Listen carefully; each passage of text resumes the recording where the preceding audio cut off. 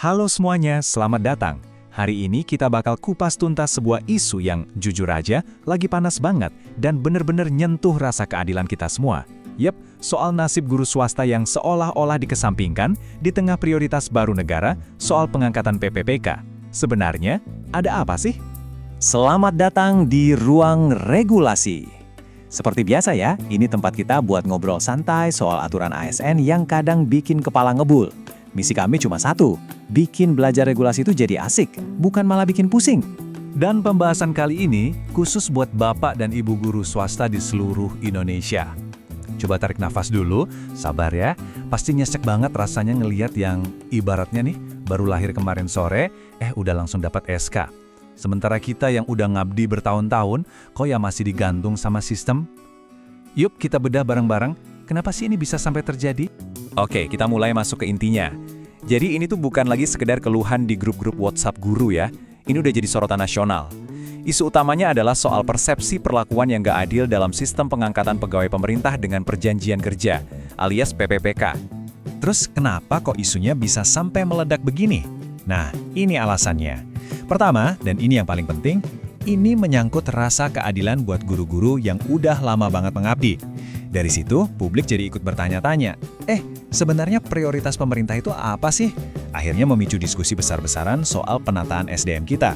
Bahkan, DPR RI pun sampai ikut turun tangan, menyoroti adanya ketimpangan kebijakan ini. Sekarang, coba kita lihat perbandingannya, biar lebih jelas lagi kontrasnya. Di satu sisi, ada cerita pengabdian panjang yang penuh ketidakpastian. Di sisi lain, ada jalur ekspres yang serba pasti. Ini dia, perbandingan realita antara guru swasta dan pegawai dari program yang baru ini. Nah, lihat deh, kelihatan banget kan bedanya? Di kolom kiri, itu realita guru swasta.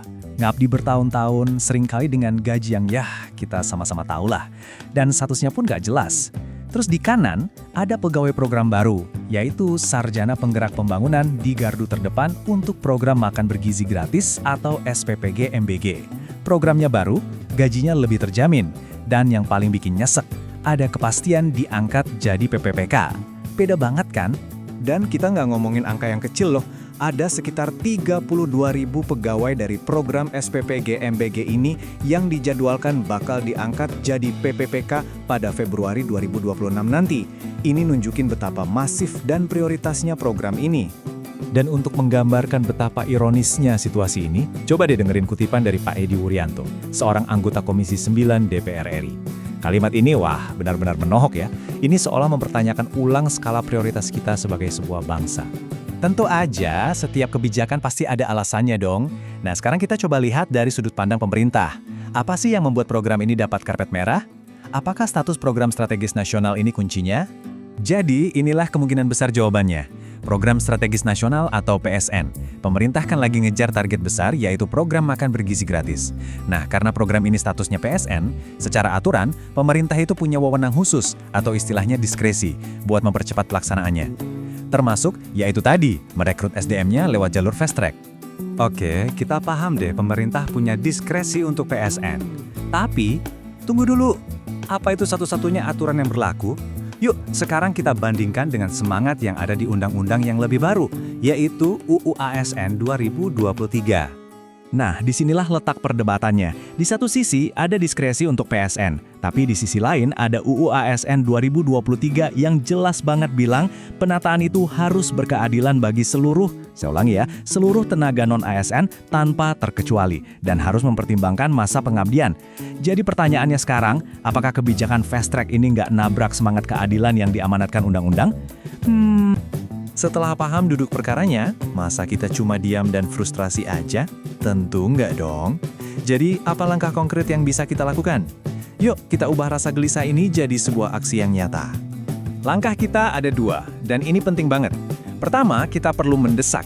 Kita dorong Kemendikbudristek supaya nggak kalah gesit sama instansi baru dalam menuntaskan formasi untuk guru-guru yang pengabdiannya sudah terbukti. Kedua, kita harus bersuara. Bagikan kisah nyata kalian. Ceritakan apa aja kendala di lapangan. Makin banyak suara, makin besar tekanannya untuk perubahan yang lebih adil. Nah, sekarang giliran Anda. Saya benar-benar pengen dengar langsung dari para pejuang pendidikan di luar sana. Coba deh, tulis di kolom komentar. Bapak, Ibu, Kakak, sudah berapa tahun mengabdi di sekolah swasta? Terus, apa kendala terbesar yang dihadapi sekarang? Yuk jadikan kolom komentar ini ruang kita buat saling berbagi cerita dan saling menguatkan. Terima kasih banyak sudah menyimak pembahasan kita sampai akhir. Ingat ya, suara kita semua itu penting untuk mewujudkan keadilan. Jangan lupa subscribe channel Ruang Regulasi biar nggak ketinggalan obrolan-obrolan penting lainnya. Sampai jumpa!